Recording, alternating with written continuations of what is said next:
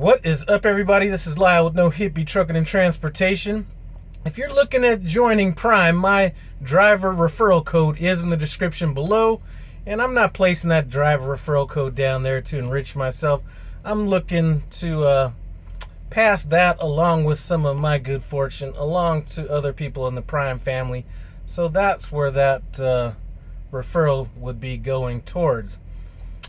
A while back I had, I've been having conversations with people ever since I put out a video about, I forget what the video was about, but I've had people call me that haven't been so successful with the Prime lease, and I've had a lot of people that have been, and just some people that kind of wanted to kind of shoot the shit about, what we're seeing out there, what kind of loads we like, don't like, and all that kind of stuff. And I had somebody ask me why I would turn down a load. And since I don't really turn down a lot of loads, it was hard for me to really give an example of it because, some of those loads that I turned down might have been a while back. So I just turned down a load yesterday. Since it's fresh in my mind, I kind of wanted to go over the rationale behind me turning down this load. Now, I firmly believe that you need to set parameters, and that could be, that's in your personal life, that's in trucking, but the parameters could be, for you it might be, I won't accept a load unless it pays X amount of dollars, or I won't accept a load where I have to drive at night. Whatever those parameters are, you need to kind of have those parameters set, and not necessarily a strict rule, but just a guideline that you follow. And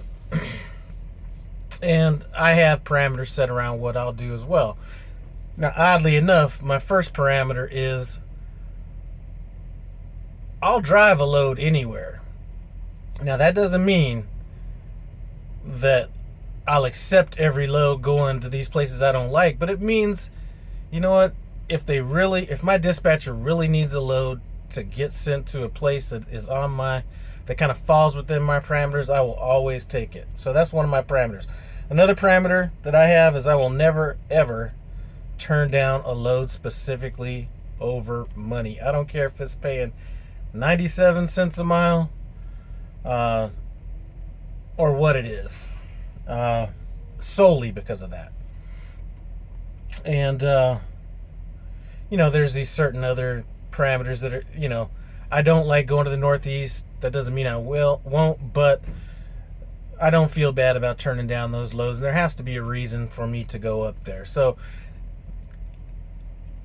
I really haven't sat down and written down, what my parameters are, but I have kind of parameters. So anyway, let's talk about the load that I turned down yesterday. So, and I kind of felt bad about it. Let's set this up.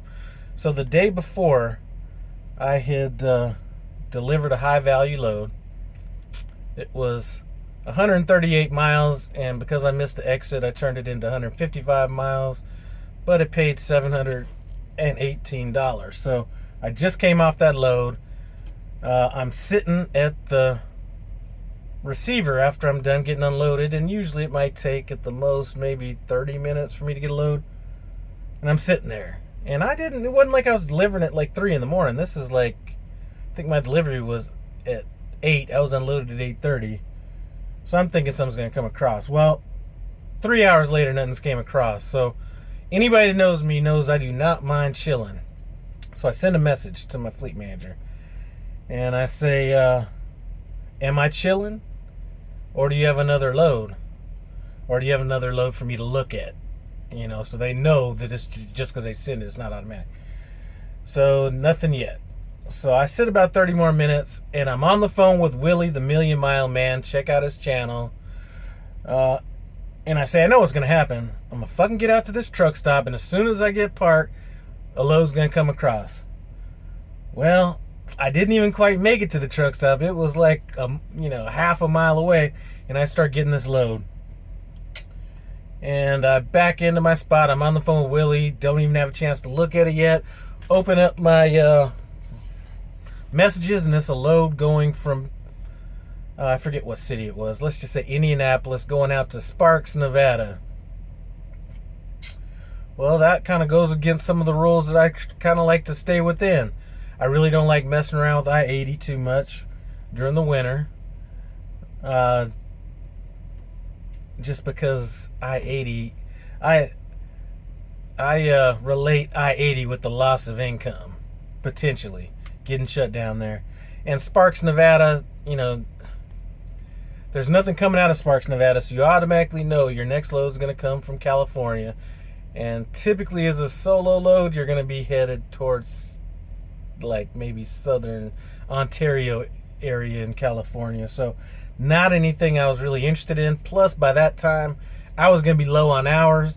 And being low on hours is great if you're in the right area. But being low on hours after I got the load out there just meant I was going to spend 3-4 days driving around in California. Not really interested. So I send a message to my fleet manager and I say, I'm not really interested. Do you have anything else? And he's like, it's a decent paying load, which it was.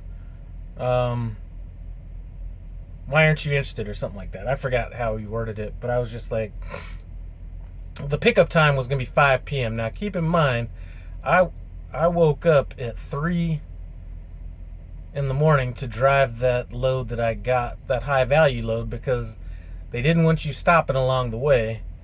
And by the time I got loaded, my clock was, I had maybe just enough time on my clock with the 7-3 split to get it there, maybe. So I decided to stay there overnight and then run it the next day. So I woke up like 3 something in the morning. Maybe it wasn't 3, maybe 4 in the morning, I forget. So I'm a little bit tired anyway. The pickup's at 5, which means I'm going to have to do another 7-2 split. And the pickup at 5, actually it was 7 p.m., excuse me. The pickup at 7 p.m. was just late enough to where not only was it were my hours going to be jacked up, but immediately following the loading process, I wasn't going to be able to drive the load forward. I was going to have to shut down immediately. Or try to find parking. Let's just put it that way.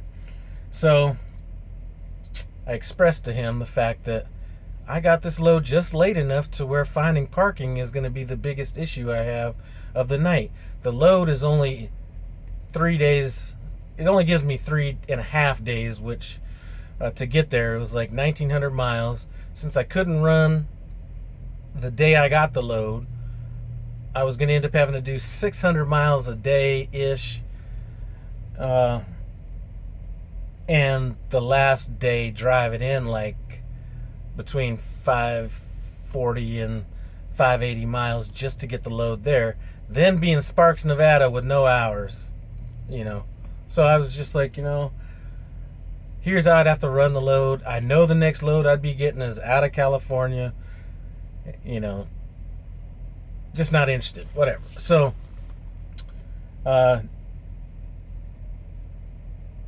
he sends me another load. Load is coming, leaving 7 miles from the truck stop that I parked at, going to Irving, Texas. Now I'm not a huge fan of that Dallas area, especially 9 a.m. on a Monday morning, but certainly better than what going to Sparks, Nevada was going to be. So the reason I turned down the load, like I said, it's not an issue of driving in the snow. While, listen, if you're driving 80, you're basically playing crapshoot that one of these, asshole truckers isn't going to wreck in front of you and just bring you into their accident. So I try to stay off of 80. I'm not trying to be going over Donner Pass in the wintertime or having to get shut down or having to put on chains or anything like that. So the easiest way, Prime sends out these things, you're the captain of your own ship, blah, blah. You know what? If I don't get in that situation, I don't need to worry about it. So I'm going to avoid that as much as I can. The money, I don't even remember what the money was, but the odd thing about it, when they sent the next load to me, it didn't have the right amount of money on it. And I just hit accept right away. And I just said, you know what, could you re-verify the compensation on the load because I'm not sure it's correct? And then but I'm going to take it either way. And he said, you know what? That's not correct. I'm not exactly sure how much it's going to be, but the fact that you would take a load without worrying, kind of sight unseen as far as the money goes, lets me know you're a team player.